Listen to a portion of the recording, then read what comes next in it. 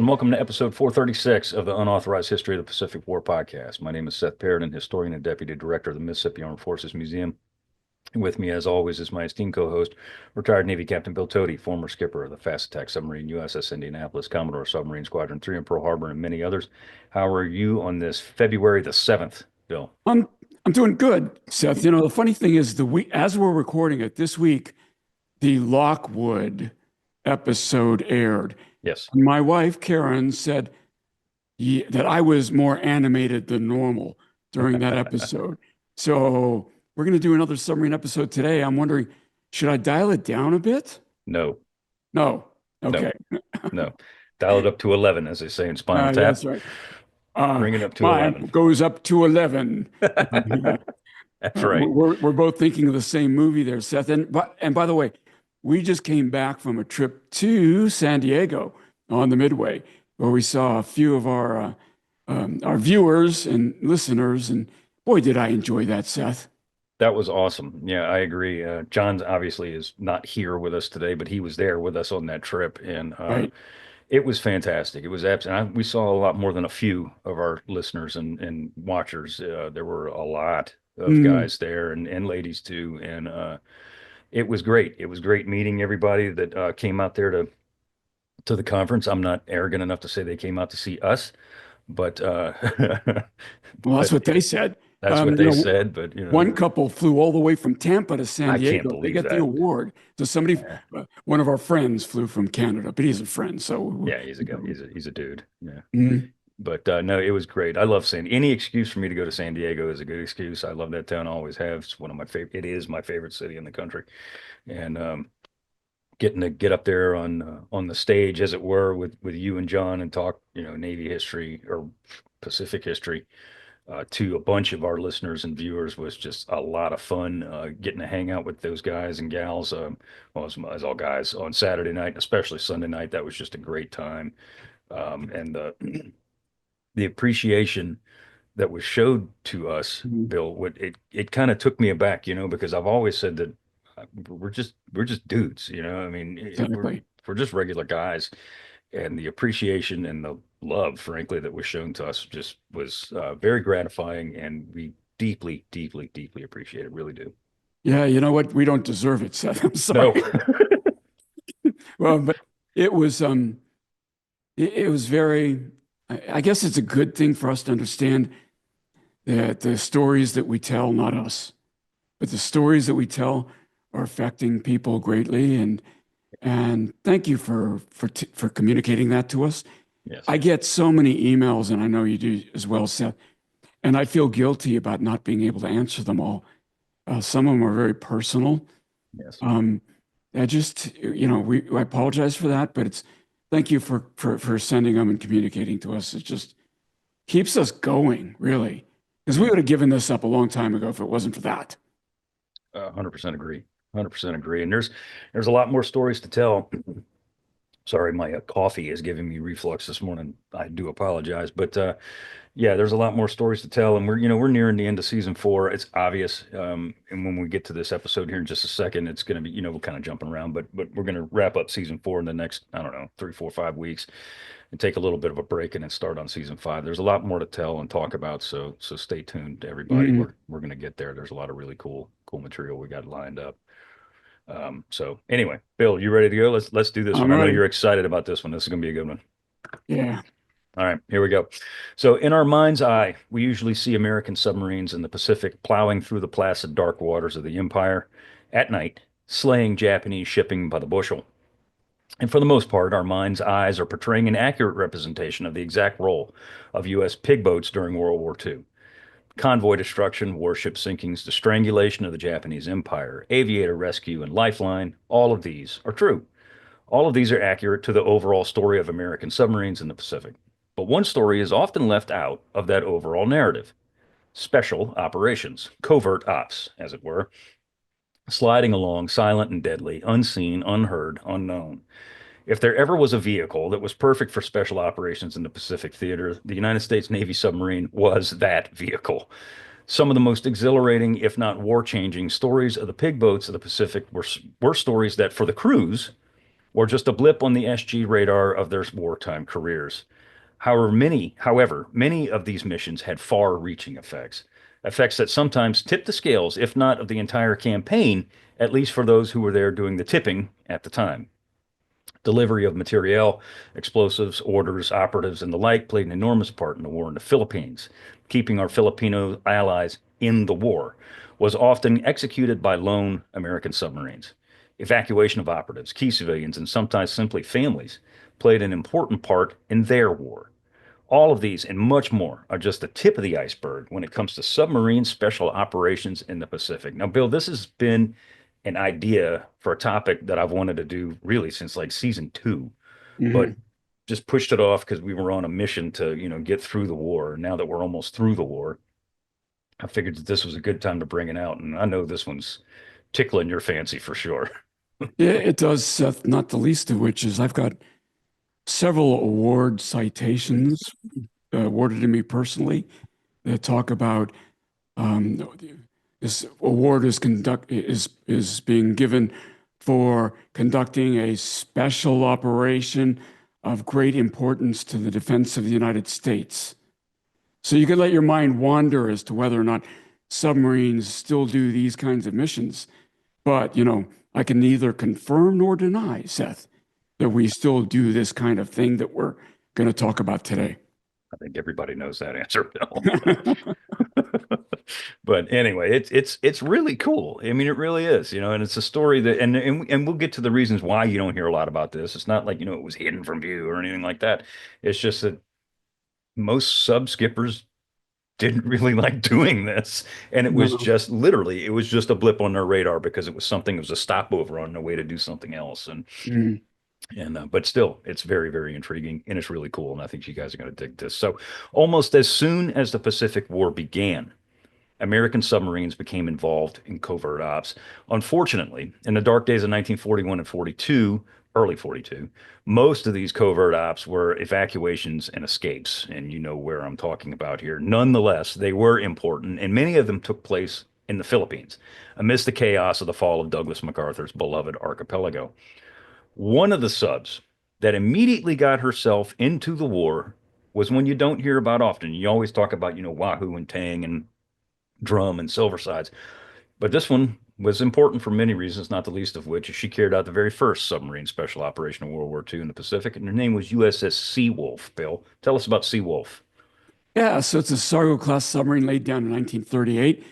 Seawolf had found herself in the thick of it and began her first war patrol on December 8th, 1941. That's what? The day after Pearl Harbor.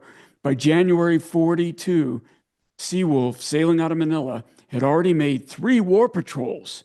That's December to January, under the command of Lieutenant Commander Frederick Fearless Freddie Warder. Now, Seth, one of my first chief of the boat, I think I was engineer during this tour where I had a chief of the boat who was made, earned his dolphins the year I was born. So that cob, his name was Fearless Freddie Folo. What a great name for a submariner. That But we're is a good talking one. about here Fearless Freddie Warder. Warder had commanded Seawolf for several months before the war and would command her for over 3 years. How he got his nickname is open for dispute. Some say that Fearless Freddie earned his nickname from his attacks on Japanese cruisers in the Philippine area, closing to within spitball range to ensure hits. A lot of those guys did close to inside 800 yards, Seth. Yeah.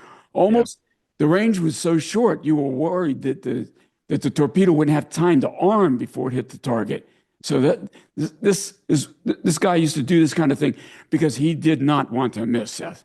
No, he didn't. And I tried to track down, if he really did hit any, and he did, or at least theoretically he did hit. He didn't sink any cruisers, but he did do some damage in an early part of the war. But as I put in the notes, I personally prefer the story of how he got his nickname, Fearless Freddy, by going toe to toe with none other than Admiral Thomas Hart, which was the Asiatic Fleet's commanding officer. He was the Nimitz of the Asiatic Fleet. Uh, Hart had he went to toe with Hart because his crew, like most of the crew, was imprisoned. They were in the brig, theoretically, for starting a barroom brawl. Not the barroom brawl, but a barroom brawl somewhere in Manila. They threw the whole dang crew, or most of it, in the clink. And Warder went to fight to get them out and succeeded in doing that. And he went to bat for his entire crew to none other than Admiral Thomas Hart and got his people out of the brig. I tried to find out if like there were any like hanging charges or anything like that, and I don't mean hanging, but I mean like charges that were floating over the crew or anybody, and I wasn't able to locate anything. But the sheer fact that this guy had the guts to go up against the commanding officer of the Asiatic fleet and go to bat for his crew is a big deal to me. I mean, that's a leader. That's a leader of men standing up for his crew. He was known for his salty language, which is obviously, if you hung out with us on Saturday or Sunday night in San Diego, you know that I use that quite often. And his devil may care attitude, kind of a precursor to Mush Morton, if you will. And for these reasons and more, his crew absolutely worshipped him. As Manila's fall became obvious and U.S. Asiatic Fleet submarine ops out of the Philippines became more and more difficult, the task of pulling out and moving to Australia became order number one. Throughout her early war patrols, Seawolf had ferried ammunition to the forces in and around Manila and Corregidor. For instance, she had departed Manila on 31 December 1941 for Australia and arrived at Darwin on the 9th of January 42. She loaded between 30 and 40 tons of 50 caliber ammunition for use by American forces on Corregidor and sailed from Manila Bay on the 16th of January. She had performed special ops in the past to some degree, Bill. Yes, she had. And by the way, Seth, I wouldn't have been surprised if his crew really did um, start that barroom brawl. But anyway, uh, back, and it's so good that he stood up for them regardless. Yeah. In January 42, Seawolf had brought more supplies to Corregidor following the completion of her War Patrol number 3. The submarine broke the calm waters off the besieged island of Corregidor, sailing cautiously toward South Dock, hoping to avoid aerial detection by roving Japanese fighter patrols. When Seawolf was securely moored, the crew began transferring her cargo, 36 tons of anti-aircraft shells destined for the island's desperate garrison. Unloaded now, Warder knew that his patrol he was about to embark on would be the last from Manila Bay. Now, Admiral John Wilkes, submarine commander Asiatic Fleet, knew that he had to order the evacuation of what remained of his force out of the Philippines. He ordered the majority of his boats to leave Manila and head to Surabaya and then to Australia, fully aware that several hundred submariners were landlocked in the Philippines, mostly Corregidor. Wilkes made the painful decision of exactly who would be evacuated and who would be left behind. So this is really tough. And what does he do, Seth? That is that's got to be heart-wrenching for the guy. Because, I mean, again, as you've said a million times, the submarine force is a teeny tiny portion of the United States Navy. So if you don't think that Wilkes knew 95% of those guys, you're crazy. And he knew that he was leaving those guys behind to a very probably brutal, if not fatal fate. So Freddie Warder's Seawolf would be one of the boats to ferry these evacuated guys out of Corregidor or off of Corregidor, as it were. But the guys that he was going to bring were not even Navy men. His passengers would be Army pilots deemed too important to leave behind. And this is why these guys are too important. And this is huge if you think about it. These precious few aviators were among the only ones in the entire United States Army Air Forces that had any combat experience against the Japanese. They could and would provide invaluable lessons to those who would follow behind them in the coming years. Warder was apparently infuriated with the order, as was typical. He voiced his displeasure loudly and often, but in the end, obviously complied. Warder's Seawolf carried 25 passengers, and his trip, as he called it, the bus trip, would be the very first of nearly 300 missions identified by the United States Navy as submarine special operations. Warder's displeasure at the bus mission, as he called it, was duly noted by Admiral Hart, Warder's one-time sparring partner, who also voiced his displeasure. Hart did voiced his displeasure at his offensive boats being used in a different manner, as he said, and I quote, "This command has been continuously attempting to satisfy numerous demands for use of submarines for various evacuation and ferrying trips. Those trips included transporting high-ranking officials, more pilots, members of a top secret radio intelligence unit, and 20 tons of gold and silver from the Philippine treasury." We're going to get to that in a second. They also carried in as much ammunition and foodstuffs as the boats could fit. Hart noted that these special missions detracted from offensive operations, but Washington, no surprise here, seemed to pay no heed. The last trip to Corregidor was made on May 3rd by USS Spearfish, redirected from a war patrol off the Lingayen Gulf to pick up 27 passengers. 12 were Army nurses, 2 were unauthorized stowaways. The island fortress fell to the Japanese just 3 days later. But going back to what we were talking about here just a minute ago, or just a second ago, Bill, Warder, didn't like doing these kind of things anyway. Neither did most sub skippers for that matter. But he was really irate when he found out he was hauling Army guys off of Corregidor. But the fact that these guys were combat veterans amongst the teeny tiny few that had experienced any aerial warfare against the Japanese, this plays a huge role, or will play a huge role, in America's futures in the Pacific, because he got these guys out so they can impart their lessons learned the hard way on the guys that are coming with them. I mean, that's a huge thing. It is, yes. But having to leave those submariners behind, it had to be incredibly heartbreaking. Of course, you'd want to get the Army guys out, hopefully get back to pick up other people before they were overrun, but that's not the way it worked out. So, people say, well, where do these submarines put this stuff? Because there's no storage rooms really on submarines. They're pretty full. And let me tell you that even in modern days, when we would load out for a 90-day run, we would put food in crates on the floor, and you would walk on it on the deck, and you would walk on it. So a lot of the times when you hear them loading out a whole bunch of stuff like this, they're putting it on the deck.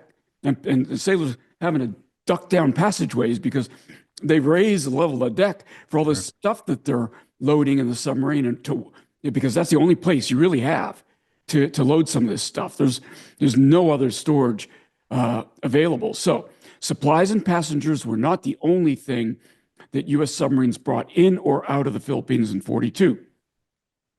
USS Trout, it's SS-202, was one of the first Pearl Harbor-based boats to see action in the war. On the night of December 7, 1941, Trout lay on the surface 10 miles from Midway Island and noted gun flashes in the distance. Hearing Midway's call that 2 Japanese destroyers were shelling the island, Trout, under the command of Lieutenant Commander Mike Fenno, raced at full speed but could not catch the speedy Japanese destroyers. Now, a war patrol, Trout's first run ended with no sightings and no sinkings. Returning to Pearl, she stood out of the harbor on January 12, 1942, for her second war patrol, loaded down with some, here we go, 3,800 rounds of 3-inch AAA ammunition for Corregidor. Again, you're going to lay this stuff on the decks, and you're going to walk on it in crates. The ammunition's laying horizontally. Fenno, an aggressive and hard-driving skipper, did not like this assignment. You can understand why, as the extra weight left his boat short on torpedoes. Well, I'm going to talk about variable ballast later, because this really gets to the heart of how much stuff can you really load, and it's restricted by weight, folks. However, like the Warder before, he complied. On February 3rd, she rendezvoused with PT-34 and was escorted through the minefields to Corregidor's South Dock. There, after unloading his ammunition, Fenno proceeded to acquire more torpedoes, now bereft of the weight of the 3-inch ammunition. Before he could gather more fish, however, he was told that his boat would be carrying more ballast before he could go out hunting. Near midnight, it developed that Commander Fenno would need more weight on board for ballast to help make up for the tons of heavy projectiles removed. He requested 25 tons of ballast in the form of sandbags or crushed rock, but none could be spared. No crushed rock could be spared on the rock, that is Corregidor. Bags of sand and crushed rock were far too valuable on Corregidor They're trying to build up barriers, Sandbags. Yeah. sandbags. Lieutenant Commander T.C. Parker, naval aide to the High Commissioner, woke up Philippine Vice President Sergio Osmena and members of the High Commissioner's staff and said something that's really incredible. I'm going to hand it over to you, Seth, to Yeah. talk about what that something is. Yeah, so as you said, Finno or Trout needed ballast. He needed to put some ballast in the submarine because now he's lost weight. That ballast that they suggested that they put into Trout was gold and silver, but mostly gold. Uh, Trout would receive her ballast, and a gentleman named Commissioner Sayer would be rid of the gold that was on the Philippines. Now, why do you want to get rid of the gold that's on the Philippines? Because they don't want the Japanese to get it. And gold is a very valuable commodity. Obviously, duh, I'm not saying something that people don't know, but the gold bullion, the securities, and some silver were going to be put on Trout for ballast with ultimate delivery to Pearl Harbor for eventual transfer to the United States for the duration of the war. We didn't want the Japanese to get this gold. I mean, money is what makes the war run or not run, as the case may be. And we didn't want the Japanese to get any of it that we can handle. Commissioner Sayer's financial advisor, a guy named Woodward Willoughby, was in charge of the delivery of the treasure from the vaults in and around Manila, and after clearance was told by Commander Parker to have 20 tons of gold, securities, and silver ready for loading on Trout. Willoughby made arrangements with Acting Secretary of Finance for the Philippine Commonwealth, Jose Abad Santos, for members of his staff to proceed immediately to the Treasury Reserve vaults and to be prepared to supervise the loading of all Commonwealth gold and as much silver as Parker could take. There was no time for receipts or an itemized check. A certain degree of security was provided by the fact that Commonwealth officials observed every part of the transfer of the valuables from the vault to the 5-ton flatbed Army trucks that made the delivery to the South Dock. Now, Bill, when I was going through these notes and writing this particular part, the thing that kept coming to my mind was the movie Kelly's Heroes.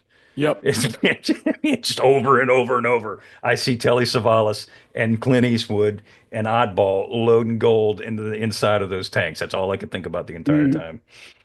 Tanks don't need the ballast, though. No. The interesting thing. So, folks, let me do a primer on this ballast issue, just so you understand why this is so important.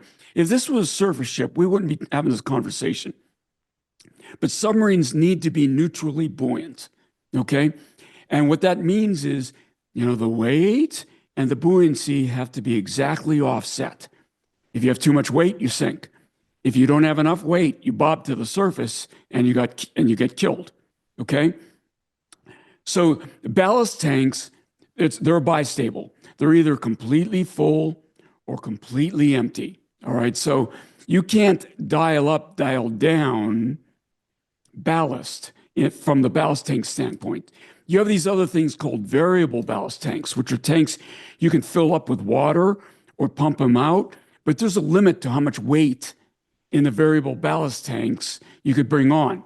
So you've got to offset it with other things. Torpedoes are weight.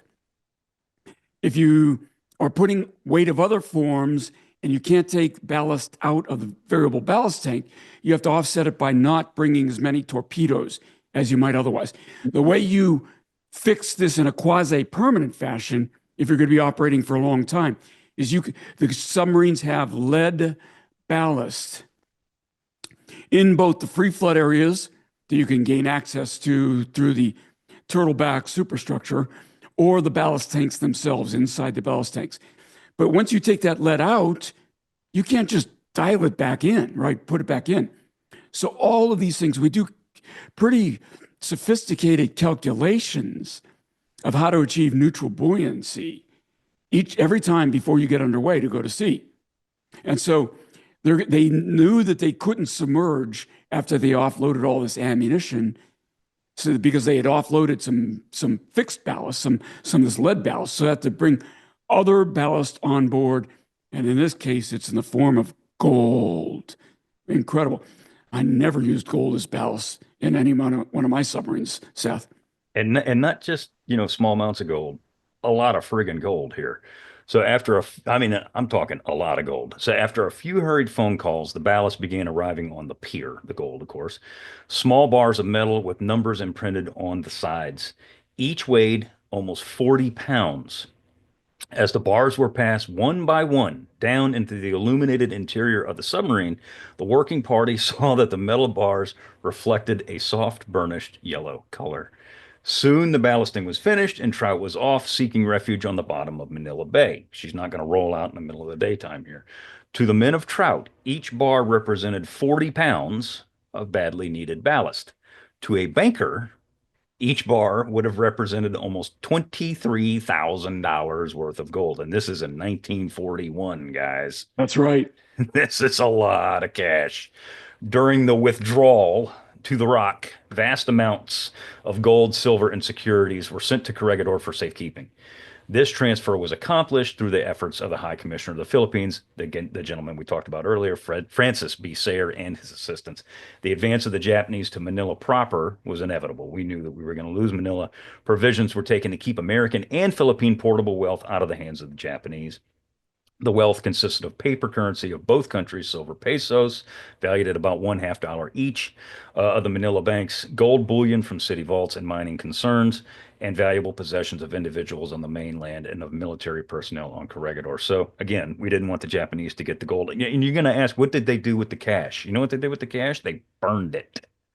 They burned it. They didn't burn all of it, but they burned a vast majority of it. But Bill, $23,000 per bar of gold. That is a chunk of change then, and that is a hell of a lot of money now. It is, yeah.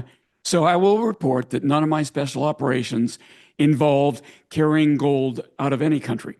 So I would have signed up for that one, but that never happened in any one of my submarines.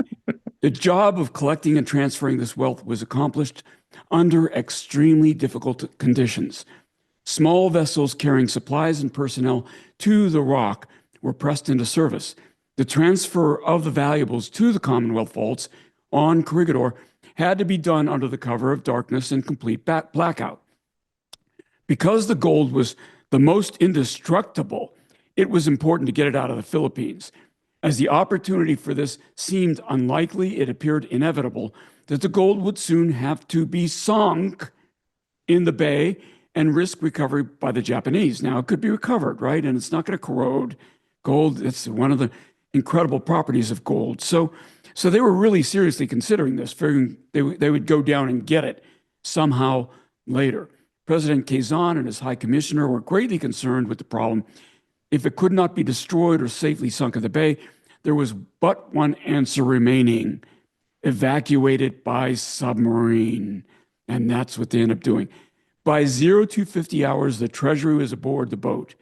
At 0300 hours, Trout again got underway. 3 miles off Corregidor, she dove in a predetermined spot. There, in 140 feet of water, she lay seeking protection from the enemy. Submerged, she waited until nightfall for one final load of securities. After working for 2 nights and a day, Trout's crew was given a day's rest. There was to be a rendezvous that evening with a small patrol craft which would deliver the remaining securities and some additional diplomatic mail. That evening, the final transfer was made, and 50 minutes after surfacing, Trout was on her way to the East China Sea with probably the richest ballast ever carried in a U.S. warship. I would say that probably some Spanish galleon carried something worth more than this, Seth, but this gold and silver would be worth nearly $10 million in 1941 dollars. That is a lot of money in 2020. It's a chunk of change. Yeah. That is a chunk of change, dude. Man, I mean, again, Kelly's Heroes. That's all I can think about is Kelly's Heroes. So Finno, Lieutenant Commander Finno, now had as valuable a cargo to carry home to Pearl as he had brought to Corregidor. And I mean, and I'm being dead serious. Obviously, he's bringing a a boatload of money to Pearl Harbor, but he had brought 3-inch ammunition out to Corregidor, and those guys that were on the Rock needed that ammunition incredibly bad. Even in time of global war, negotiable securities and precious metals have high value, especially in time of war, frankly. But the monetary value had no disturbing effect on the performance of Trout's officers and crew.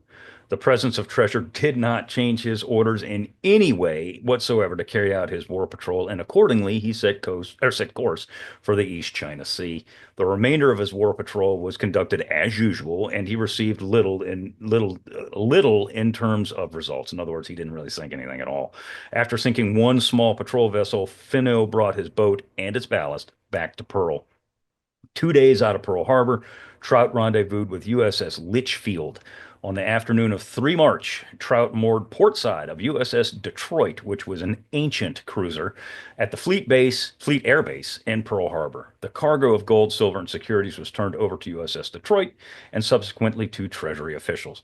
At last, everything seemed to be accounted for. However, a few days later, a single 40-pound gold bar was found in one of the forward compartments of Trout. I wonder how that got there. It's a conundrum, Seth. It's a conundrum. Yeah, it One was. bar. Yeah, it kind of dropped. Yeah. I'm sure. Sure it did. Perfectly innocent. Sure it did. For several days, Commander Finno had 40 pounds of gold, which no one was willing to take the responsibility. I bet they weren't. Later, a Treasury official receipted for it, and the last remnant of Trout's gold ballast was finally in official custody. Surely, Trout's cargo had to be one of the most obscure, if not the most valuable, cargoes of the entire war, Bill. That is a ton of money. Ton of Yeah. money. We can go back to our MacArthur episode and talk about how much that ended up in MacArthur's bank account, but we're not going to go there today. All right. So while there were many types of special operations executed by U.S. submarines, arguably the most important of them all in terms of mission were the guerrilla operations in the Philippines. It was widely known in Allied circles that a guerrilla network of Filipinos and abandoned or escaped American prisoners of war were operating in the Philippine archipelago. These men and women, but mostly men, began operating against the Japanese almost as soon as the Japanese occupied Filipino land. Trickles of information reached Australia via escapees and evacuees that had been taken out of the Philippines via submarine throughout the remainder of 1942. Known within the Allied Pacific circles, the resupply, support, and potential evacuation of these guerrillas was of utmost priority to the Allies, especially MacArthur. However, with Allied fortunes being poorly throughout the first half of 42 and the latter half dominated by Guadalcanal, there wasn't much the Navy could do to help the guerrillas in the Philippines until early 1943. And at that end, the only vessels suitable for any type of guerrilla mission were, again, submarines. The first attempt was made on 14 January 43 when the USS Gudgeon landed 6 men and 2,000 pounds of equipment and supplies on the island of Negros. Codenamed Planet Party, great code name, Planet Party. Yeah, it is. The group was led by Captain Jesus Villamor, a much decorated Filipino pilot and war hero. The unit's task was to set up a communications network that could radio intelligence back to General Douglas MacArthur's Southwest Pacific Area headquarters in Brisbane, Australia. Villamor discovered a flourishing guerrilla organization in desperate need of arms, ammunition, and more. That news reached and excited GHQ, General Headquarters, which made arrangements in February for USS Tambor to deliver 70,000 rounds of ammunition and $10,000 in cash to the rebels on the southern island of Mindanao while en route to her patrol area. Now remember, there was no CIA back in this day to distribute this kind of stuff like the CIA does today. So this was being done by guerrillas and uniformed military folks that were operating undercover out of uniform, which means they were spies, which means they weren't protected. They were subject to execution. This is a high risk game. Even as she was sailing north commanders in Brisbane were discussing the feasibility of establishing a regular submarine transport service, like a bus service with Yeah. rounds, to the Philippines. It is suggested, quote, it is suggested that every effort be made to provide the Philippine subsection with undersea boats. They didn't use the German expression. They did say undersea boats, close quote.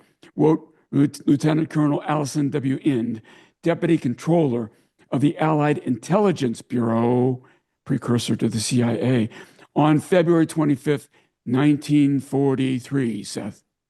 Yeah, and people are going to ask, why did we bring $10,000 worth of cash? Well, people can be Bribes. bought. People can Yeah. be bought, exactly. And I'm not saying that the guerrillas were the ones that were being bought, although I'm sure to some extent some of them were. This is for information. This is for Mhm. bribing people for information, including Japanese, by the way, who would be more than willing to take cash for a bribe. Not all of them were committed to the emperor. So this was followed by the Tambor, what Bill just described, was followed by the Tambor landing a small party with about 2 tons of supplies at Lambangan, Mindanao on 5 March 1943. Thereafter, at about 4 to 5 week intervals, small parties of personnel with about 2 tons of stores each were landed at various points in the central and southern Philippines by special submarine missions carried out during their regular war patrols. Now, at this stage, and this is important to note, and we kind of hinted at this earlier, is that these boats were running these supplies back and forth as part of their regular war patrols. It was like stopping to get gas kind of a thing when you're going on the road trip with the family. You got to stop and just do this, dump this material, or even on the way back, stop and pick up this material before you head back to Australia. So you can understand why a lot of these sub skippers were not huge fans of these types of operations because they wanted to get the hell out of there and get to where they needed to be, i.e., their patrol area, and kill Japanese shipping. That's what they were there to do. So you can understand why some of these things were not exactly smiled upon when they were given to their skippers. Now, this is huge, and we're going to do an operation. We're going to do an episode next season on Filipino guerrilla operations because that is some fascinating stuff right there. But just bear with us as we go through this. The cooperation of the natives in the southern part of the Philippines specifically was extremely good. And under the direction of General Headquarters, Southwest Pacific, an organization of guerrilla forces was set up along recognized military lines. Now, before we instituted this actual guerrilla unit organization, most of these units did operate in a military fashion. A lot of the guys, not all of them, but a lot of the guys that were leading these individual guerrilla units were escaped Filipino soldiers who'd gotten out of the area or hid as the Japanese were advancing. So they knew the military structure, they knew how to operate in the military, and they ran these guerrilla units like a military unit. Not all guerrilla units operated like that. A lot of them were straight up pirates. But for the most part, most of them did operate as military units. So efficient functioning of this organization was dependent to a great extent on the possibility of keeping it in supply with tons of arms and ammunition, medical supplies, and obviously the cash that we mentioned before. Where the requirements of the supply, plus the expansion of the Coast Watcher and communications net, mounted to figures which could not be handled by submarines on a war patrol, a special supply unit was organized in October 1943. So in other words, now we're building this guerrilla network and it's growing, rapidly because these Filipinos have no desire to have these Japanese here. We've said this a million times. They wanted them out a hell of a lot better, hell of a lot more than we did.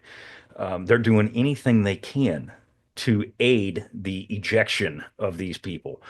And the guerrilla networks on these islands that are dotting through the archipelago is sprouting, like an anthill overnight. They're just getting bigger and bigger, and we have to keep running stuff in there. And to the degree that the submarines that are stopping off to drop off the ammunition on their gas run as they're going out to the patrol can't handle this anymore. So now, Bill, we're going to bring in the big boats. We are, yes. So submarines Narwhal, Nautilus, Seawolf, and Stingray were assigned the primary duty of carrying out supply and evacuation missions in the Philippines area. We're still bringing people in and we're still bringing people out. That these efforts were highly successful was proved by the rapid growth of an efficient net of coast watchers, weather observers, and aircraft spotters. At the time of our initial landings in Leyte, These completely covered the central and southern Philippines with the additional but incomplete coverage of Luzon. And we really, this story has been underreported with respect to our success in Leyte and how much these guys really contributed to understanding what's called, what we call these days, intelligence preparation of the battlefield, right? Where you understand the layout of the battlefield before you go in. And these folks that were brought in by submarines were enormously essential to that effort. The intelligence net employed a total of 120 small radio stations, while the Navy manned and operated two control stations in Mindanao to screen this guerrilla traffic and pass on to 7th Fleet units the items of operational importance. The military supplies brought in by the submarines played no small part in the organization of the natives into effective combat and reconnaissance units until, at the time of the blue landings on Leyte, there were an estimated, 65,000 organized guerrilla troops in the Philippines, Seth. Yes, sir. 65,000? 65,000 organized, I think is the key word that you just said there. Organized guerrilla units. There were other guerrilla units that were not technically part of this organization. As I said, they were kind of pirates out there doing their own thing, still killing Japanese by the bushel, but they weren't necessarily associated with this. So, I mean, there's, Right. Probably a good another 20, 30,000 more at least on top of the 65,000 that were organized and recognized by the United States military as, I don't want to say official, but official guerrilla units. I mean, these guys provided incredible amounts of intelligence. If you go back and listen to our episode when we did the Cabanatuan raid, when we talked about the Cabanatuan raid, 99% of the intel that was gathered for that raid came out of Filipino guerrillas that were operating in that area. And the intel was, like, as you always say, eye-wateringly good. I mean, it was incredibly accurate. That's 65,000 troops. That's several divisions worth of Yes, troops. it is. My goodness. Yeah. Yes, it is. Yeah. So as noted earlier, the submarine Tambor, which was SS-198, ran resupply missions to the Philippines, often bringing gear, ammunition, cash, medical supplies, all that kind of stuff. American combatants and Filipino fighters. On February 18th, 1943, Tambor set out from Fremantle with 10 grand, 2 tons of supplies, and a party of guerrillas under the direction of a Navy lieutenant commander with the nickname of Chick. Charles Thomas Chick Parsons had been in the Philippines. This guy is fascinating. I was going down when I was writing these notes, Bill. I'm not gonna lie to you. I almost went down the rabbit hole. This almost became an episode on Chick Parsons. This guy is incredible. We ought to do an episode on Chick Parsons. So this cat had been in the Philippines since 1921. Since his arrival in the 1920s, Parsons had worked as an executive for the Luzon Stevedore Company in Manila, among many others. A member of Manila society throughout the 1930s and into 1941, where he rubbed elbows with none other than Douglas MacArthur, Parsons had connections all over Luzon and the archipelago proper. His travels with the Stevedore Company and later the Meyer Muzzle Company, which was a lumber export company, provided him valuable knowledge of nearly every inlet, port, harbor, and pond in the Philippines. Parsons met and married his wife in the Philippines, and not unlike Douglas MacArthur, considered the Philippines more as his home than the United States. Bill, this guy's incredibly cool. Yeah, he sure is, Seth. Throughout the mid to late 30s, Parsons spread out in terms of business, working at everything from sugar refining and tobacco in the form of a cigarette company to a Japanese mining company. Prior to his involvement with the Japanese mining company, Parsons decided he would join the U.S. Navy as a reserve officer in 1932. Why he would do that, I have no idea, but he did. By the time the Japanese invaded, Parsons was on the cusp of retirement at age 39 and was more interested in playing the game of the uber rich of the era, polo. Still an executive at the Stevedore Company, Parsons was brought into active duty in the Navy on December 8th, 1941. Now, why would they have done that on December 8th? With war now thrust upon him, Parsons stayed behind in Manila on active duty in the Navy. Keep that in. Just let that settle with you. Of course, the December 8th is about when the Philippines was being attacked by the Japanese as well. Correct. So he's activated and to supervise the destruction of what remained of the damaged ships of the Asiatic fleet in the harbor before he left for his house on Manila's affluent Dewey Boulevard. Once there, he burned any and all evidence that he was a U.S. Navy officer. And here's why you are so, kind of energized about this guy. He took the disguise of a Panamanian diplomat. He was fluent in Spanish. Yes. And let me pick an obscure country that the Japanese can't really challenge. Panama. In the news today, isn't it, Seth? Because of his experience in shipping and port operations, Panama's foreign minister had named him the country's honorary consul general to the Philippines, while the occupation authorities ordered that the 4,000 Americans in Manila be detained at the University of Santo Tomas. We did an episode on that. They left Parsons and his wife and their 3 children alone, believing he was a diplomat from Panama, a neutral country. That doesn't last very long, though, does it, Seth? It does not. So for the next 4 months, Parsons walked freely around Manila, speaking only Spanish in public and flashing his diplomatic credentials whenever necessary. He collected strategic information, including Japanese troop strengths and the names and locations of American prisoners of war. He also began to organize friends in Manila, of which he had literally hundreds, and beyond for an eventual underground intelligence network that would range through all of Luzon, the largest and most populous Filipino island. In April 1942, Japanese started to sniff that something was foul. Japanese Kempeitai arrested all white men on Luzon, throwing Parsons in Fort Santiago with other prisoners. Diplomat status be damned.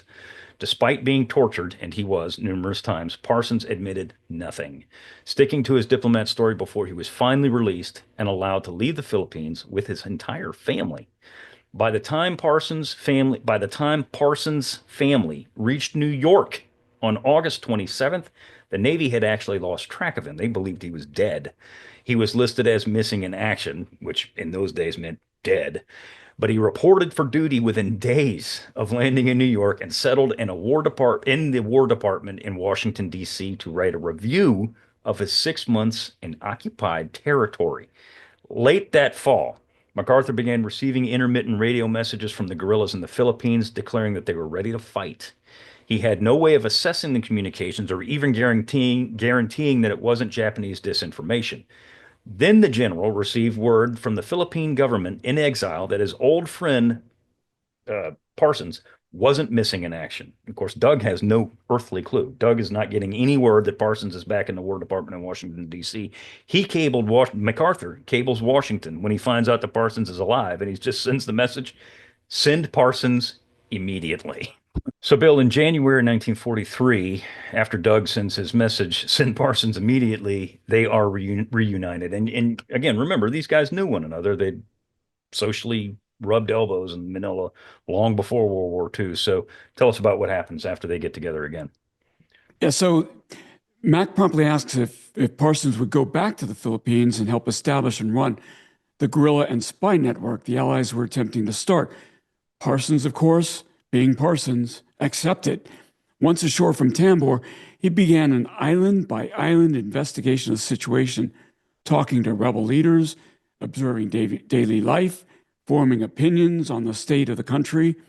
He would become, in a very real way, MacArthur's eyes and ears in the Philippines. I suspect, besides Spanish, he spoke Tagalog. Just one of those things where all of those years in country served him well. Paid off. Yeah. Paid off. Southwest Pacific area continued to send men and supplies north, but in ad hoc dribs and drabs. In April, Gudgeon went back in with 4 men and 3 tons of supplies for Panay Island. And in July, Trout put ashore another reconnaissance party on Mindanao, evacuated 4 escaped POWs, and after 4 months in country, they evacuated Chick Parsons. On August 20th, 1943, Parsons submitted a lengthy report to MacArthur on the state of the Philippines. There were sections on political and economic conditions, on military and civilian internees, and on the morale of the nation under Japanese occupation. Parsons then offered up some thoughts on how the United States might aid the resistance movement. Among them, he recommended submarines be employed to supply the guerrilla districts. This idea had been kicking around GHQ for months, but it took another old Philippine hand, Colonel Courtney Whitney, a close friend of MacArthur's, and before the war, a very sharp Manila lawyer, to get the ball rolling. Another incredible story, Seth, that I don't know how the heck this didn't become a movie. I swear. Take over. I swear, yeah. And Courtney Whitney, by the way, if that name is familiar and you've watched a lot of our shows, he was one of the guys that provided the probably the most concrete intel during or for the Cabanatuan raid. Until then, the Navy had been reluctant to commit a boat full time to the Philippine guerrilla campaign for obvious reasons. Courtney Whitney, frustrated by the lack of cooperation from the Navy, persuaded the general, of course, this is MacArthur, to threaten to take the issue to FDR. Now, how far that would go, God knows. It still took 6 more weeks to convince the commander of 7th Fleet, Vice Admiral Arthur Carpenter, that the Navy's assistance in inserting intelligence teams would produce, quote, information of direct benefit to the Navy's operations against the enemy, unquote, through the establishment of a network of coast watchers reporting Japanese ship movements, valuable information that would be of paramount interest to patrolling submarines. Carpenter then went to his boss, none other than Admiral Ernest J. King, Commander-in-Chief, United States Fleet, with a recommendation that a Nautilus-class submarine be made available to SWPA to make 2 trips into the islands towards the end of that year. The plan was immediately approved by King. Because of his experience and expertise, Commander Chick Parsons, yet again, was handed the job of organizing the subsupply system under the aegis of both Courtney Whitney and the 7th Fleet's Director of Naval Intelligence, Captain Arthur H. McCullum. In time, the unit came to be called the Spy Squadron, or Spyron. From an office in Brisbane, Chick coordinated the materiel requisitions from rebel commanders. Once the freight was assembled, it was forwarded to Darwin on Australia's northern coast for loading aboard these submarines. And we said the Navy's bringing in the big boats for this, Bill. This is where the big boats come into play. The job of hauling all this stuff to the Philippines is going to the old and massive by World War II standards, submarine Narwhal. Bill, tell us about this. Yeah, so remember, a destroyer squadron shorthand is a Desron. A submarine squadron shorthand is a Subron. I was commander of Subron 3. And this is a spy squadron, or Spyron for the short. So the Narwhal was SS-167. It was the lead ship of her class. And a submarine, she was big, 371 feet long. For comparison, my Los Angeles class submarine was around 360 feet long. So this is longer than a Los Angeles class submarine, not as heavy displacement, of course. The boat was commissioned in 1930, was also old. By 1943, she had made 6 war patrols and was due for a refit. Several of her torpedo racks were removed so that supplies could be carried, as well as additional men. On her first run to the Philippines, the boat carried some 83 tons of supplies, ammunition, medical supplies, as well as a landing party of 10 men, including Chick Parsons. The supplies ran the gamut from rifles, pistols, machine guns, ammunition, grenades, radio sets, medicine, the most critical supply of all, cigarettes, lubricating oil, uniforms, and typewriter ribbons and carbon paper. The rebels had their well-organized bureaucracy. Look, if you got to bring in typewriter ribbons, carbon paper, you need Elon Musk to thin out that bureaucracy. They even brought communion wafers. Most of the Filipinos were Catholic. Propaganda and chocolate bars wrapped in labels emblazoned with, "I shall return, signed MacArthur." That's my favorite thing that they're bringing. If you don't think Doug was like, put these on that submarine, you're crazy. You're nuts. And, so people think that he came up with this spontaneous as he walked to, he's been blazing "I shall return" since the moment he left the Philippines. Anyway, go ahead, Seth. He put it on a chocolate bar, for crying out loud. So By the way, Narwhal. I'm sorry, I got to say this. I went to the White House to receive an award. I got a box of Bill Clinton M&Ms. So this is Douglas MacArthur chocolate. Go ahead. Hold on, you caught me off guard on that one. It's true. It's true. I believe you 100%, but that one come out of left field. I wasn't expecting that. So Narwhal reached the Palawan Bay on the northwest coast of Mindoro, where half the cargo was unloaded, along with one of the army teams. She then sailed down to Nasipit in northern Mindanao. While maneuvering into the tiny port, she actually ran aground on a shoal. Though it took less than an hour to back her free, those were tense moments for the crew and waters absolutely crawling with Japanese patrols. When the boat finally reached the dock, an enthusiastic Filipino band, resplendent in neatly pressed uniforms, struck up a warm welcome with a rousing rendition of Anchors Away. Again, ought to be in a dang movie. It took Oh, just a few absolutely. hours. What's that? No, absolutely. I'm thinking of one of these kind of really bad bands in Italy in the movie Godfather, that kind of thing, right? Just kind of out of tune kind of band, but doing their best by God. By the way, Seth, I got to correct something. I went to the White House to give a brief, not to receive an award. The award came later. Go ahead. Gotcha. It took just a few hours to get the remaining supplies ashore. That accomplished 32 evacuees boarded the boat for the trip back to Australia. Chick Parsons, of course, stayed behind with the guerrillas. Narwhal arrived at Darwin on November 22nd, 1943, did a 3-day turn and burn, and headed back to the Philippines with another 90 tons of material and 11 men. Thus, Max Spyron was off to a very good start. From then on, resupply missions were on a 4 to 5 week rotation. That's pretty dang good. And they're bringing in literally, quite literally, Tons. tons of stuff every single time they're coming in, and they're bringing people out every time they leave. Aside from Narwhal, the other big boat in the U.S. Navy at that time, of course, was USS Nautilus, SS-168. She was also part of the Spyron. She aided in keeping the supplies coming. Aided by Seawolf and Stingray, the Spyron fleet operated regularly until October 1944 for obvious reasons. Spyron played an integral part in MacArthur's return to the Philippines. The Filipino guerrillas provided incredibly accurate and invaluable information throughout locations of Japanese units, airfields, intel, and the like.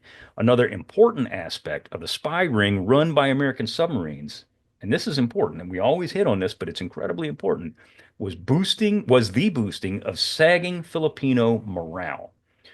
Through the consistent insertion of and extraction of guerrillas, civilians, and former prisoners of war, the Filipinos knew that the Americans would eventually return to free their islands of the Japanese.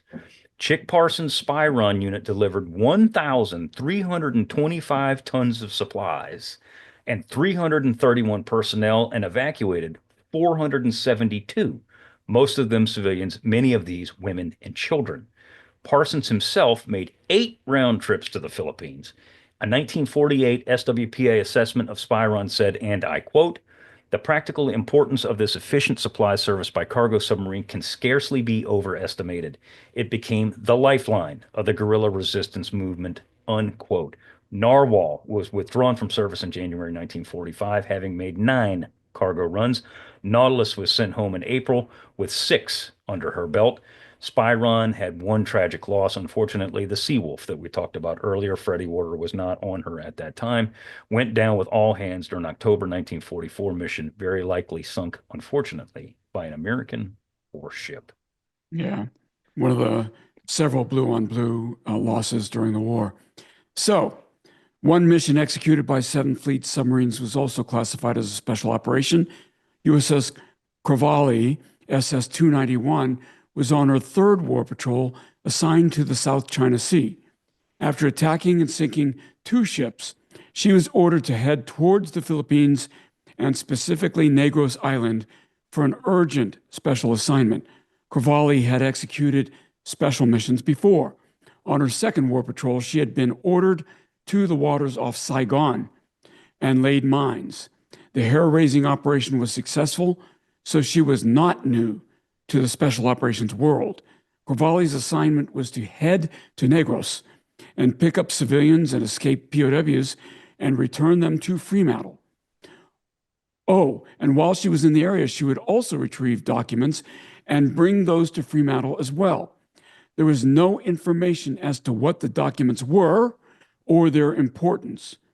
Koga Mineichi had, of course, taken over a Sink combined fleet following the demise of Admiral Yamamoto in April 1943. We did an episode on that. As he witnessed the growth of the Pacific Fleet, he played his cards more conservatively, husbanding his forces, removing his warships from Rabaul, and relocating them to the Palaus or the home islands, all the while preparing for the almighty decisive battle that we've talked about 1,000 times during this podcast, Indeed. that he hoped would reverse the fortunes of the war. So something really odd happens to Koga, doesn't it, Seth? It does. It does. He realized that the tide of war had obviously turned. He was no fool. And if the United States was to be defeated, or at the very least brought to the bargaining table, the Imperial Navy would have to absolutely destroy the Pacific Fleet's aircraft carriers. He formulated a plan. You're sitting there going, wait, we're talking about submarine special operations. Why the hell are you going here? Just bear with me. Koga formulated a plan that would involve both carrier-based aircraft and land-based aircraft. The overall strength and superiority of the Pacific Fleet was not lost on Koga. He was keenly aware. He knew that he would have to use all of the forces at his disposal to defeat the Pacific Fleet. Koga's chief of staff, Admiral Fukudame, said, and I quote, "From the very beginning, he insisted on the one decisive action, first with ships and later with shore-based planes," unquote. Koga also knew, as did all of the Japanese military hierarchy, that the loss of the Palau Marianas area was unthinkable. Now, obviously, we're talking about 1944. The loss of either, but especially both, of those valuable sea lanes would doom Japan for the remainder of the war. Koga's battle plan, codenamed Z-Plan, called for a heavy Japanese naval response if the United States was to advance into the Philippine Sea by way of either the Marianas, Palau, or New Guinea. If such an action occurred, the combined fleet would finally sail to meet the Pacific Fleet for battle. What happens here? This is the Battle of the Philippine Sea. Stay with me. On March 31st, Koga and his staff boarded two Kawanishi Imali flying boats and prepared for the 3-hour flight from Koror to Mindanao. En route, Koga's flight of two aircraft ran into a terrible storm, and his plane straight up disappeared, Bill. They did, so, but his chief of staff, Fukudame, and his accompanying staff followed. And in Fukudame's airplane sat a large wooden box, the contents of which was a bound copy of the Japanese Z-Plan. Fukudame's pilot managed to skirt the storm for hours and finally, at 0230, decided to attempt an emergency landing. In the ensuing landing attempt, the big Kawanishi smacked into a wave and crashed. As the plane started sinking, Fukudame, with an injured leg, freed himself from the wreckage. He grabbed a seat cushion as a float and tried to get as far away as he could from the plane, from the flames and fuel on the surface, not bothering to look for the portfolio with the Z-Plan documents. As the plane sank, Fukudame believed the Z-Plan's documents must have gone down with the plane. His immediate concern was his own personal survival. At daylight, Fukudame saw a familiar landmark on shore and felt it was fairly safe territory, only about 6 miles south of the Japanese headquarters for the Central Philippines at Cebu City. Despite the presence of guerrillas operating in the area, he believed he would be safe if he could reach shore. Upon reaching shore, Fukudame was quickly seized by 5 or 6 Filipinos and herded toward the mountains. The Japanese launched a massive air search for Koga's plane and survivors from the Fukudame aircraft, as well as important documents that may have drifted ashore. They indeed had reason for concern, for the documents did not sink with the plane, but survived nicely in this wonderful wooden box that contained them, now bobbing in the waters off of Cebu, Seth. Yeah, this is a whole nother episode that we're going to have to do with Cravali in this, because this story, again, we're giving you the Cliff Notes version here. This story is fascinating, absolutely fascinating. So look for that episode coming in the near future. Got That another being said, 10 years worth of episodes. You keep adding these episodes, Seth. hey, A lot of stuff to talk about. Yeah. On the morning of April 3rd, a shopkeeper in Perilos, a village farther down the beach from Barrio, I can't pronounce this, Magtilise, saw Like an object floating in the water just offshore. He had a neighbor take his boat out and get it. The neighbor's name was Opoy Waymer. Waymer opened the slimy, oil-covered box and discovered a red leather portfolio. He believed its contents must be important, and oh boy, were they. He was correct. Uh, the gentleman who actually saw the box floating off the shore, I cannot even begin to pronounce his last name, but his first name was Pedro. I think it's Pedro. Gan Guan Goko. Gantuan Goko. Thank you, Bill. He told Waymer to leave the box in the boat and keep the boat anchored about 2 dozen yards off the beach, then wait until dark to retrieve the box and hide it at his home. At noon that very same day, Japanese soldiers appeared along the beach looking for the survivors and anything that may have washed ashore. The boat, in which held the documents, went unsearched. That night, the two Filipinos retrieved and inspected the box. Inside the portfolio, they saw a half-dozen packets of wet papers, some quite thick. They laid the documents on the split bamboo floor to dry. They kept a pouch containing small nuggets of gold as the spoils of war. The next day, April 4th, they took the documents to another house where the documents were allowed to dry for another day. That evening, they put the documents back in the box and buried it. At the same time, the survivors of the crash and their Filipino captors, which includes Fukotome, climbed deep into the hills above San Fernando, heading nearly due north towards Barrio Tabunan, the headquarters of the Cebu Area Command. Remember, we talked about all these highly organized guerrilla units? Well, this is one of them. That guerrilla organization composed of several thousand American and Filipinos. In command of this organization was a United States Army Lieutenant Colonel James Cushing, who had been a mining engineer in the Philippines before the war. Again, this stuff is like a James Bond movie, the amount of It spy is. stuff, but it's, and you think when you think of spies in World War II, you think of Europe and you French underground and all this other stuff. Uh-uh. Philippines, man. This is where it was going down, Bill. Yeah, this is Green Beret stuff. It's Hmm. called, the technical name for it is Foreign Internal Defense, or FID, when you send normally Green Berets in to work with insurgents, and that's what's going on here. So in Tokyo, the Japanese High Command was becoming greatly concerned about Admiral Koga and the documents.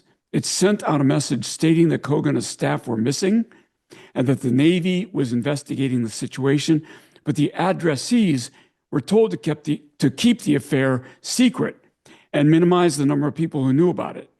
Future messages would refer to the affair as the Otsu incident. Americans intercepted and decoded the Japanese messages concerning Koga's loss. Within hours, it was at the Far East Desk of Naval Intelligence in Washington, D.C. However, it would take a while for the information to find its way back to General Douglas MacArthur's Southwest Pacific Area headquarters in Brisbane, Australia. The story of Cushing and his captives is fascinating, and we've already spent a lot of time on it, but it's too long for this episode. We're going to cover it later. Cushing turned his attention to the recovered documents, including the Z plan, which had been delivered to him by the guerrillas on 9 or 10 April. The plan's appearance, the red leather portfolio embossed with elaborate emblem and documents stamped with seals, led Cushing to believe they were important. I don't think he read Japanese, but he knew Oh. from the way they were outlined that this was critical intel. He had them rolled tightly and placed inside 2 empty mortar shells to protect them from the elements. He sent a message to SWPA on 13 April about these documents and others in his possessions. On 5 May, the Japanese publicly announced Koga's death and the appointment of Suemu Toyoda as combined fleet commander. The announcement indicated that Koga had been killed in action in March while directing naval operations from a plane. Not exactly true, but not the first or last lie the Japanese folks would be telling to their own people. SWPA intel began connecting the dots between the public announcement of Koga's loss, Cushing's past messages, and the intercepts regarding the Otsu incident. the documents and the high reward for the documents. He immediately wrote Dick Sutherland, urging that the documents may be of such great importance that there should be a special pickup. Sutherland agreed, and the Navy informed SWPA that the USS Crevalle, patrolling off the coast of southern Borneo, long way away, was the nearest submarine. On 7 May, it received top secret orders to proceed north to the eastern part of Sulu Sea and to be prepared for a special mission on 11 May, Seth. So how does this play out? It's freaking fascinating. Again, another episode in the future. But someone, and no one knows exactly who, suggested that using the evacuation of American refugees would be a good cover for the submarine's real mission. Late on the afternoon of May 8th, instructions were radioed to the Crevalle to proceed to a position just north of Biscay Negros, and at sunset on May 11th, after observing security signals, surface and receive from native sailboats about 25 passengers and important documents. At about 16:30 on May 11th, the Crevalle was in position for the pickup. Through its periscope, the captain, Lieutenant Commander Francis David Walker Jr., saw boats and people on the beach, and at 1700, he saw 2 large boats and some small outriggers heading to the pickup point. Uh, People came aboard at 1800, and the Captain Walker was initially told that there weren't 25 people he was picking up. There are now 41 people, and they were all American citizens, including 21 children and 8 women, to pick up not the 25 that he was initially told. So you can imagine he rolled his eyes heavily at that stage. He was asked if he could take that many, and he replied in the affirmative, suggesting that they be hurried aboard. In other words, move it because I want to get out of here. Walker was given a small box and was told that it contained extremely important documents captured from the Japanese on Cebu, and that MacArthur was most anxious to see them. At 1830, the submarine got underway. By the end of the month, the Japanese Z plans, had been translated and were in Chester Nimitz's hands. Again, this is a very, very long and exciting story that we're cutting extremely short. But again, United States Navy submarine out doing a war patrol is hauled into this special mission to carry the Japanese top secret defensive plans in the case of an American invasion of the Marianas, Palaus, New Guinea. This, of course, results in the Battle of the Philippine Sea, the Great Marianas Turkey Shoot, the Mission Beyond Darkness. All this jazz occurs because of this. Not only because the Filipinos had the wherewithal to retrieve said box and get it to the proper authorities, that being Cushing, but Cushing having the wherewithal to get it where it needed to go, and there being a United States Navy submarine to carry out this important special operation. So it's an absolutely fascinating topic, and there's many, many, many, many, many, many other submarine special ops, but these, in my opinion, were some of the cream of the crop here, Bill. This is some fascinating stuff. It sure is. Dozens of American submarines executed special missions throughout the war, whether you consider them to be slinking up a coast to deliver goods or rescuing downed airmen or landing Marines on Macon Island. We covered that in another episode. Subs played an important role, and in fact, the only role player in many, if not most, of the missions that occurred in the Pacific Theater that would be classified as special missions or covert ops in today's parlance. By the way, difference between covert and clandestine. Covert means you do it in a manner where you can't be seen. Clandestine means you do it in a way not only can't you be seen, but that will deny that we were behind it. We're going to lie about it if you're caught. Those are the differences. It's technical war fighting 101, I guess, the final lesson, Seth. But, I mean, hauling Filipinos in and out of the Philippine Islands via submarine, while it doesn't sound like it's important to the overall aspect of the war, it's incredibly important. And again, I refer you back to our episodes on the Philippines, specifically Cabanatuan, where the intelligence was so incredibly clear, precise. And a lot of that, yes, had to do with the Alamo Scouts that were on that mission. But before the Alamo Scouts ever got there, they were informed by Filipino guerrillas. And obviously the Filipino guerrillas played a huge part in the actual extraction of the POWs from Cabanatuan. And that's not the only case either. Anytime American boots were on the ground in the Philippines, at some point or another, they were aided by Filipino guerrillas.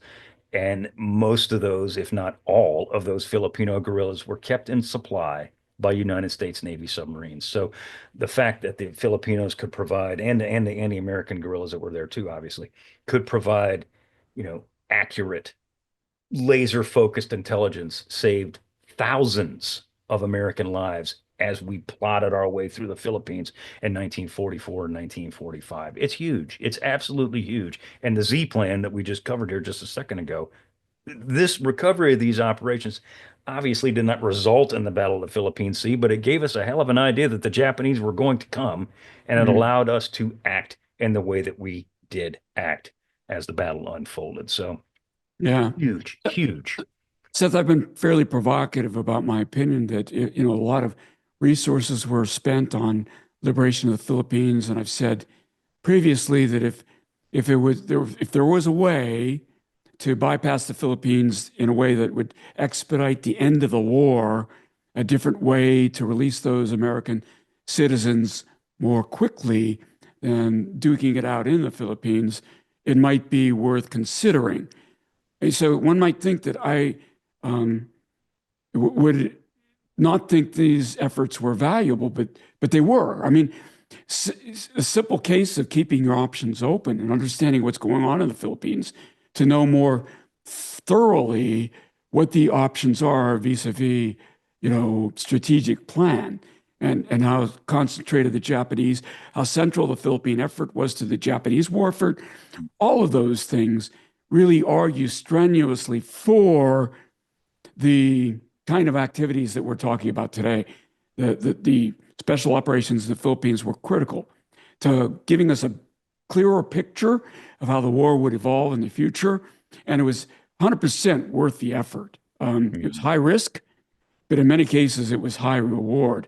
We lost one submarine doing these things, but it was, I think, overall worth it. Yeah, I mean, there's no way that the Filipino guerrilla operation, as it were, all through the archipelago, could have been. I'm not saying it wouldn't have happened because they would have certainly fought. Mm. I think because they were before we ever got in there, but it could not have been as effective without the arms, the material, the medical supplies, what have you, that were delivered by United States Navy submarines on these special operations. So, I mean, it's a really cool topic that needs and deserves more dissection, and we will do that in the future. But like I said at the beginning of this episode, this is one of those things that's been on my mind for a long time. And I Mm. know, Bill, when I sent you the notes, you were like, "Oh boy," because Yeah, this is cool, man. This is just cool stuff. it is. Yeah. Well, is there anything else you want to add to this one, Bill, as we wrap it up? No, I think it's a wonderful topic and was fun doing it. It was. This was definitely a fun one. We've done some nightmare fuel in the past. This is not one of those. This one was just straight up cool. So with that, we want to thank you very much for listening and or watching in on our conversation. Please subscribe to the Unauthorized History of the Pacific War podcast. I forgot the name of our show. Wherever you receive your podcasts, give us a rating and review. We do appreciate it. If you want to see the video version of this, if you're not already looking at it, look at our YouTube channel. If you have a question or a comment, send us an email at unauthorizedpacificpodcast@gmail.com. So once again, I am Seth Paradin. I want to thank you all very much for listening in or watching this week. And thank you very much for coming out and hanging out with us in San Diego. It was great fun. We'll do something like that again here in the future. God knows, who knows. But Mhm. Bill, bring us home. And as we're closing in on our 200th episode, we're getting close to that, I think. We'll see you again next week.